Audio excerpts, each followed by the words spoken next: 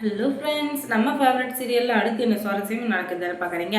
என்னதான் விஜய் வந்து மல்லி வெறுத்து ஒதுக்குனாலும் மல்லி இருந்துக்கிட்டு விஜயும் சரி வெண்பாவையும் சரி வெறுத்து ஒதுக்க மாட்டாங்க. என்றைக்குமே அப்படி ஒரு தப்பை செய்யவே மாட்டாங்க.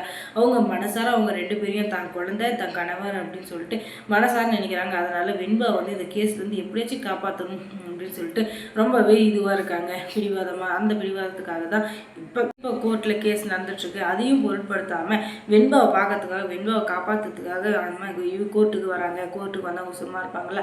வெண்பா மேலே எந்த புகாரும் இல்லை, அவங்க மேலே எந்த தப்பும் இல்லை அப்படின்றத நிரூபிக்கிறதுக்காக அன்னைக்கு வெண்பா எடுத்த வீடியோ எல்லாத்தையுமே கோர்ட்டில் போட்டு காட்டுறாங்க. கேக் எல்லாமே நான் தான் செஞ்சேன், எல்லாத்தையுமே செஞ்சு முடிச்சது நான் தான். கடைசியில் வெண்பாவுக்கு இப்படி ஒன்று நடந்துச்சு, அதனால் யாரும் தப்பாக நினைக்க வேண்டாம். எது தண்டனையாக இருந்தாலும் எனக்கு கொடுங்க, நான் தான் தப்பு பண்ணேன், தெரியாமல் முதல்ல செய்கிறப்ப ஏதோ ஒரு தப்பு நடந்துச்சு, அதனால் என் தண்டனையை நானே ஏற்றுக்கிறேன்.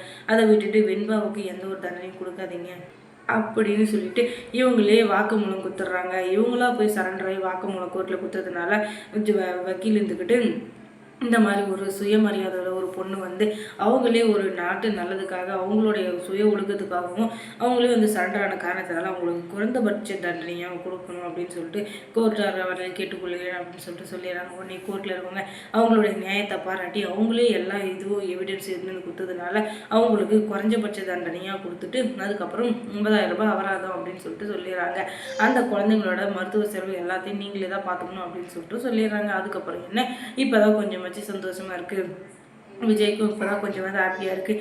நம்ம என்ன தான் மல்லி வந்து வெறுத்து ஒதுக்குனாலும் அவளை வேண்டவே வேண்டாம் அப்படின்னு சொல்லிட்டு நினச்சாலும் மல்லி எப்போவுமே நம்ம குழந்தை நம்ம கணவர் அப்படின்னு நினைக்கிறதுனால தான் நமக்கு எல்லா விதத்துலையுமே அவன் நல்லது நினைக்கிறான். அதுவும் இல்லாமல் இந்த இதில் வந்து வெண்பாவை காப்பாற்றி விட்டுருக்கான். நான் தான் அவளை தப்பாக நினச்சிட்டேன். என் அக்கா பேச்சை கேட்குறதுக்கு நான் வந்து உருப்படவே போகிறதில்ல. ஏன்னா எப்போ பார்த்தாலும் நீ ஏதாச்சும் ஒன்று சொல்லி விட்டுட்டு நாங்கள் சண்டை போகிறத பார்த்து அதில் அவள் குளிர் காஞ்சிட்ருக்கா. இது என்ன தான் ஜென்மோ தெரியல, எப்போ பார்த்தாலும் இப்படியே பண்ணிகிட்ருக்கா. அதனால் நாங்கள் தான் வந்து கஷ்டப்படுறோமே தவிர அவள் என்னமோ நிம்மதியாக தான் இருக்கா.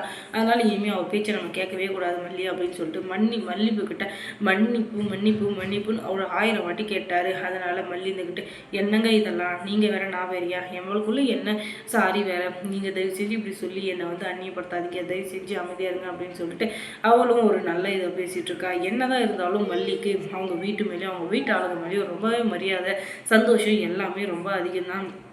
அந்த காரணத்தினால தான் வெண்பாவை காப்பாற்றணும் நான் ஆள் மனசில் சொன்னதுனால தான் அதிரடியாக கிளம்பி வந்து கோர்ட்டில் இப்படி ஒரு இதை தீர்ப்பை சொல்ல வச்சுருக்கா. அதனால் இப்போ கொஞ்சம் மதிப்பும் மரியாதையும் கூடி இருக்குது விஜய்கிட்ட. அதை வந்து இப்போ அட்வான்டேஜை எடுத்துக்கிட்டு நம்ம மல்லி ஓவராக பண்ண போகிறாங்களா, இல்லை இந்த ராஜேஸ்வரி கிட்ட கட்டுப்பட்டு மறுபடியும் அவங்க அடிமையாக இருக்க போகிறாங்களா அப்படின்னு பார்த்தீங்கன்னா மறுபடியும் அந்த வேதாள முருங்கை மறையார் நம்ம 2 நாளைக்கு மல்லி மேலே பாசமாக இருக்கிற மாதிரி ஓவராக சீனா போடுவார் இந்த விஜய். 3ஆவது நாள் அவங்க அக்கா இருந்துக்கிட்டு இப்படி தம்பி அப்படி தம்பின்னு எதனா சொன்னால் அவ்வளோதான் முடிஞ்சு போச்சு. மறுபடியும் என் தம்பிக்காக நான் நல்லது பண்ணுறேன் கெட்டது பண்ணுறேன் அப்படின்னு சொல்லிட்டு மறுபடியும் மல்லியை வந்து நீ வெறுத்து ஒதுக்கணும், அவளை சேரவே கூடாது அப்படி இப்படின்னு சொல்லிட்டு மறுபடியும் சொல்லதான் போகிறாங்க. இதே தான் அரைச்சி மாவு அரைச்சிங்கிற போகிறாங்க. நம்ம தான் இதை முட்டாளாட்ட உட்காந்துக்கிட்டு அமைதியாக பார்த்துட்டு இருக்க போகிறோம். என்னதான் இருந்தாலும் இவங்களுக்கு கொஞ்சம் கூட மனசாட்சியே இல்லையாட்டுங்குது. எப்போ பார்த்தாலும் மல்லியை 2 நாளைக்கு பாராட்ட வேண்டியது, 3ஆவது நாளைக்கு தூக்கி போடுவோம். அவங்க என்ன குப்பையா 2 நாளைக்கு யூஸ் பண்ணுறவே யூஸ் பண்ணிவிட்டு கடைசியில் அவங்களை தூக்கி போகிறதுக்கு என்ன சார், நீங்களே கொஞ்சமாச்சு யோசிச்சு பார்க்கக்கூடாதா? இப்படியெல்லாம் இருக்கிறது தப்புன்னு உங்களுக்கே தெரியாது. என்னதான் மல்லி வந்து கெட்டவங்களா இருந்தாலும் நல்லவங்களா இருந்தாலும் அவங்களுக்கு ஆறுதலாக பேச உங்களால் முடியலனாலும் அதை விட்டுட்டு அவங்கள கஷ்டப்படுத்தாதாச்சும் இருக்கணும். அது உங்களால் முடியல, சரி விடுங்க, நீங்கள் வந்து ஒரு கற்றுக்கிட்டது அவ்வளோதான், அதுக்கு மேலே நாங்கள் என்ன பண்ண முடியும், சரி நீங்கள் எப்படியாச்சும் இருந்துக்கோங்க. அதுக்கப்புறம் மல்லி வந்து என்ன பண்ணாங்க அப்படின்றத நீங்கள் தெரிஞ்சுக்கணுன்னா நம்ம சேனலை சப்ஸ்கிரைப் பண்ணுங்கள். அதோட பக்கத்தில் இருக்க அந்த பெல் ஐக்கானை கொஞ்சம் கிளிக் பண்ணி விடுங்க. தொடர்ந்து இந்த சேனலுக்கு சப்போர்ட் கொடுங்க. தேங்க்ஸ் ஃபார் வாட்சிங்.